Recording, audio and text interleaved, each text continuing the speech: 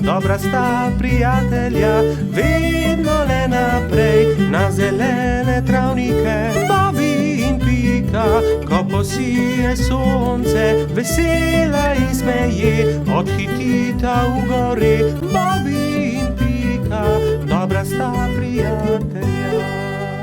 Papirnati zmaj. Polž Bobby je še vedno spal, ko je Pikapolonica Pika potrkala na njegovo okno. Dobro jutro, Bobby. Pridi, greva narediti papirnatega zmaja. Pika je narisala zmaja na papir in Bobby ga je izrezal. Okrasila sta ga z barvnimi papirnatimi trakovi. In nato sta nanj privezala dolgo vrvico. Greva ga preizkusit, je rekla Pika. Z roko v roki sta odšla, da bi preizkusila svojega papirnatega zmaja.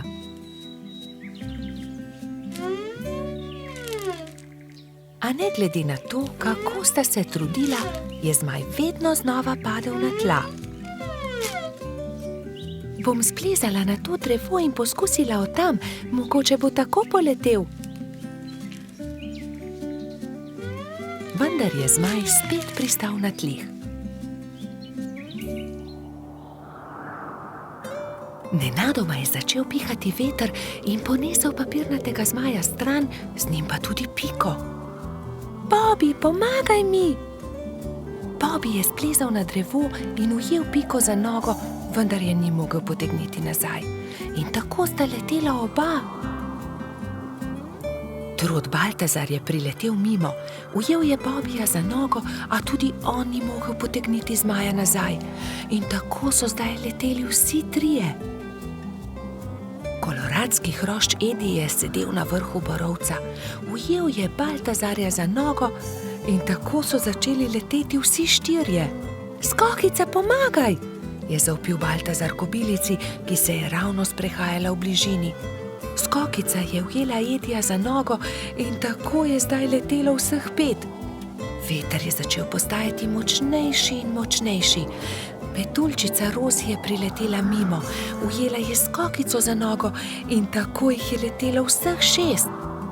Hrošč Rogač Gašper in kačja pastirka Zefira sta jih brezupno gledala.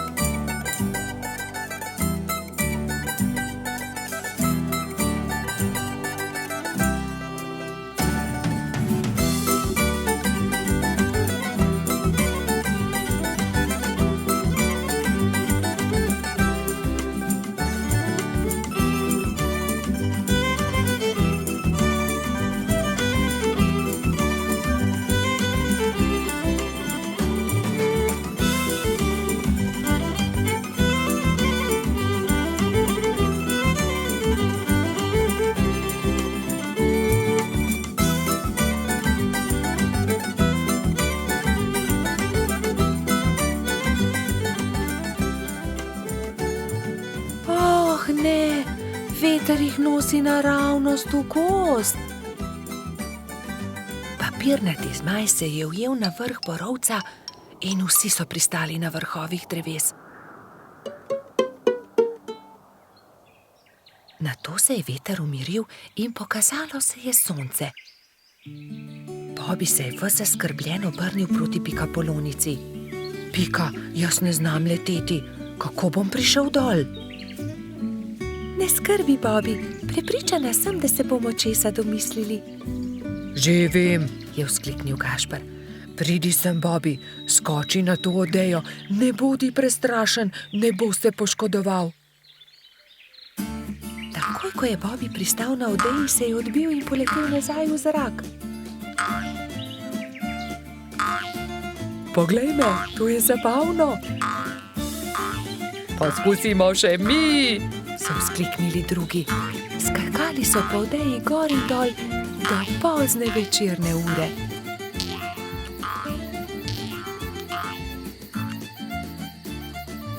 Po noči, ko so prebivalci gozda trdno spali, je veter spet začel pihati in zmaja odnesel stran. Bobby in Pika, dobra sta prijatelja. Izgubljeni lešnik. Hojla, Bibi, pohiti, teciva k Rici, da ga pozdravimo, preden se uleže na zimsko spanje, je rekla Pika Polonica Pika. Bibi si je na glavo poveznil kapo, si nadel šal, rokavice in dva dobra prijatelja sta odšla do brloga veverice Rice. Velikanski hrast se je že nadaleč videl, na veji pred svojim brlogom je sedela veverica. Hotela sva te pozdraviti, preden se pred zimo zavlečeš v svoj brlog, je vzkliknila Pika. Pridita, bomo spili sok v slovo in zraven pohrustajmo malo lešnikov, je ponudila Rica prijateljema. Poglejta, koliko dobrot sem pripravila za ozimnico, shramba je polna. Odprla je vrata, ampak joj, shramba je bila popolnoma prazna. Na pomoč, kam so izginili vsi lešniki, orehi, kje so stožci, želodi, rozine? Poglejta, verjetno so se tukaj izkotalili lešniki, je Bibi pokazal na majhno luknjo v kotu shrambe.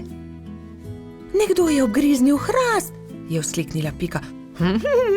Jaz pa vem, kdo je to bil, je dodal Pavš. Nikar se ne boji, Rica. Takoj bomo našli krivca in poiskali odkotaleče lešnike. In orehe, stose in želode, se je že naprej jezila veverica. Iz smeri travnika se je slišalo glasno smehljanje. No, poglej, to so oni, vse skozi so poredni, vedno so problemi z njimi, je godrnjala Pika. Zagotovo tudi zdaj razmišljajo o kakšni lumpariji, je pritrdil Bibi. Nekdo je obgriznil drevo veverice Rice, prav tam, kjer ima shrambo. Vsi zbrani lešniki so se odkotalili. Niste bili vi? Je vprašal Bibi. Joj, nič nismo hoteli slabega, smo le grizljali, saj nismo vedeli, da je prav tam shramba, se je opravičil najmlajši lubadar. Lahko kako pomagamo? Pridite, moramo najti izgubljene lešnike. Nimamo veliko časa, kmalu bo zapadel prvi sneg in takrat zagotovo ne bomo našli dobrot. Pohitimo! Skupaj so podrobno pregledali drevo. Lešniki so se od tuzi izkotalili, padli na tla in se odkotalili naravnost čez hrib, je pojasnila Pika. Ob vznožju hriba so prijatelji skupaj našli vse dobrote. Ura, se je veselila Rica. Torej prosim, da prinesete vse dobrine nazaj v moj brlog, jaz medtem z deskami pokrijem luknjo, je rekla Rica lubadarjem in se je prijela dela. Lubadarji so začeli nositi lešnike, orehe, želode so po enega in enega nosili v veveričin brlog. Bibi in Pika sta pomagala. Vendar zaman so se trudili, saj se je začelo mračiti, ob vznožju hriba pa je čakal še ogromen kup. Nikoli ne bomo končali, je vzdihnil en lubadar. Pomoč bi bila dobrodošla, je dodal drugi. Bibi je kar naenkrat vstal in brez besed odhitel. Ostali so začudeno strmeli za njim. Ko se je vrnil, prinesel s seboj svojo trobento. Pihnil je v trobento tako močno, da so ga slišali vsi prebivalci gozda. Prav hitro so se tam zbrali vsi veliki in mali. Pika je splezala na veliki kamen in pripovedovala, kaj se je zgodilo z lešniki veverice Rice. Vsi so se odkotalili, moramo jih nesti nazaj v Ricin brlog. Če vsi primete za delo, bomo do večera končali. Začnite, je rekel Bibi in dvignil en lešnik iz kupa. Lešnik je podal Piki, ona lubadarjem, lubadarji trotu, trotkači pastirki in tako naprej z roke v roko. Preden se je na nebu pojavila luna, so se vsi lešniki, želodje, orehi in kostanji vrnili nazaj v veveričin Ricin brlog. Rica je srečno vrnila tudi zadnji kosta na svoje mesto. Hvala lepa, moja shramba je spet polna, je dejala. Kako dobro, da imam toliko prijateljev. Kmalu bo zapadel sneg, čas je, da se zavlečem v svoj brlog pred zimo. Se vidimo spomladi, je rekla veverica. Bobby in Pika, dobra sta prijatelja. Kamni. Nekega poletnega popoldneva se je Pika odločila speči jagodno pito. Prosila je rogača Gašperja in trota Baltazarja, naj ji iz gozda prineseta sveže jagode. Fanta sta se odpravila. Baltazar je kmalu opazil kamen sredi poti in ga začel brcati pred seboj. Vendar je kamen postal všeč tudi Gašperju in ga je Baltazarju izmaknil. Ne velja, Gašper, to je moj kamen, jaz ga bom brcnil naprej. Ne, to je že moj kamen, poišči si drugega, tega bom brcal jaz. Jaz sem ga našel, moj je bil ogorčen Baltazar. Ogromno kamnov je, poišči si drugega, je končal prepir Gašper. Vendar se Baltazar ni pustil. Fanta sta se prerivala tako dolgo, dokler se nista spotaknila in se skotalila po strmem hribu. Zvrnila sta se naravnost v potok, ki je žuboril ob vznožju hriba. Ob hrupu je iz svoje hiše na obrežju potoka pogledal škržat Alfons. Joj, kaj se je zgodilo? Je vprašal prestrašeno. Gašper je kriv, vzel mi je kamen. Kaj pa je to tvoj kamen? Od tistega je, ki je spretnejši. Dovolj je vsekal vmes Alfons. Najprej pridite v hišo, posušite se, nato mi lahko povesta, zakaj sta se tako močno sprla. Še vedno jezna fanta sta stopila v škržatovo hišo. Mokra oblačila sta postavila na sonce in zavita v brisačo čakala, da se posušijo.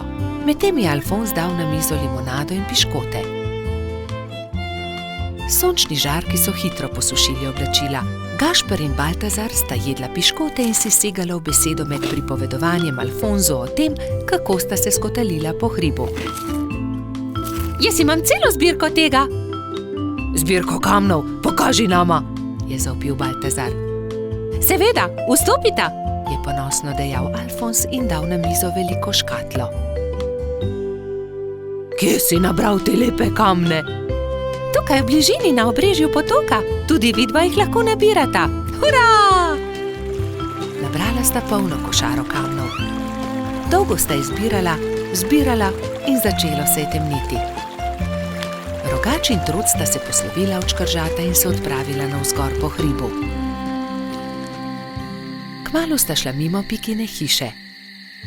Pikapolonica je jezno zavpila skozi okno svoje pikčaste hiše. Kje pa so jagode? Joj, jagode, pozabila sva na jagode. Poglej, Pika, kako lepe kamne sva nabrala z Alfonzom. Kaj naj naredim z njimi? Naj spečem pito iz kamnov? Prosila sem za jagode. Pozabila sva jih, je priznal Gašper in Pikapolonici povedal celotno zgodbo. Potem pa naj vsaj pogledam te lepe kamne, če že nista prinesla jagod. Nekaj bi morali narisati nanje, da je takšen kot hišica. Na tega pa bi narisal smejočo se glavo. To je dobra ideja. Jutri pokličem tudi druge in bomo okrasili kamne. V redu. Naslednji dan so k Piki prišli polž Bobi, metuljčica Rozi, kačja pastirica Sapica, kobilica Skokica, koloradski hrošč Bajsi in cvetlični hrošč Gumbi. Gašperja in Baltazarja ne bo? Je razočarano vprašal Bobi. Seveda, tukaj sva! Sta zavpila Rogač in Trod ter Piki ponosno predala košaro z jagodami. Hvala, je dejala Pikapolonica in medtem, ko je mešala pecivo, so se drugi lotili dela.